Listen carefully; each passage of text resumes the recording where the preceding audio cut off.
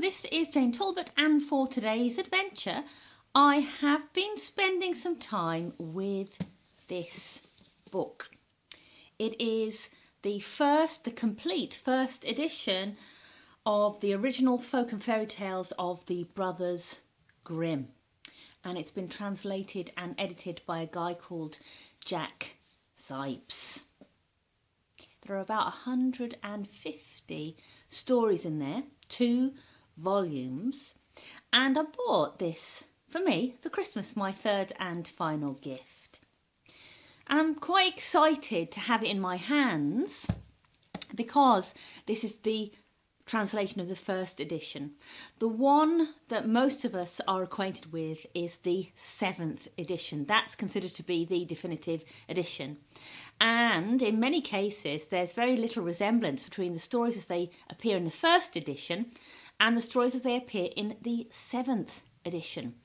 What I like about the first edition is that the brothers Grimm tried to stay as true as they could to the original telling.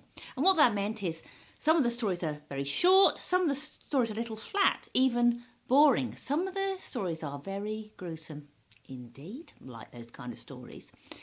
And what the brothers Grimm did, and one brother in particular, over the remaining 6 editions is, yes, they refined them.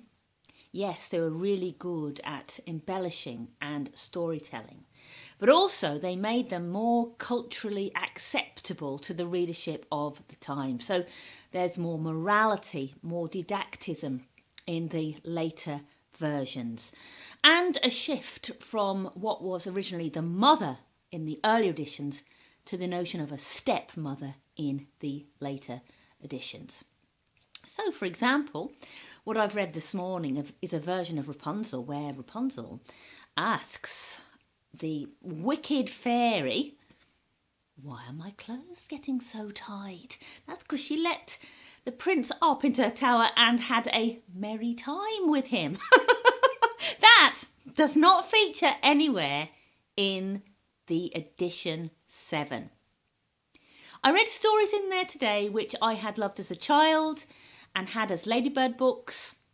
I read The Magic Porridge Pot, and that book seemed to go on forever in my childhood, but it's only a paragraph long in the first edition. Little Redcap, Little Red Riding Hood is only a page or 2 long, and yet for me these stories that I remember from my childhood were huge. So what I'm doing, today's adventure, is adding to the pot. Adding to the pot. What I like about the first edition, it's in keeping with my own storytelling belief, and that is life is what it is. There aren't happy endings all the time. Maybe we'd like to have them. Maybe we'd be happier if we just made peace with the ending that occurred. Anyway, yeah. So that's what I'm going to do. I've already spent an hour or so reading, and I'm going to gift myself another hour or so too, and let the pot simmer slowly. See you tomorrow.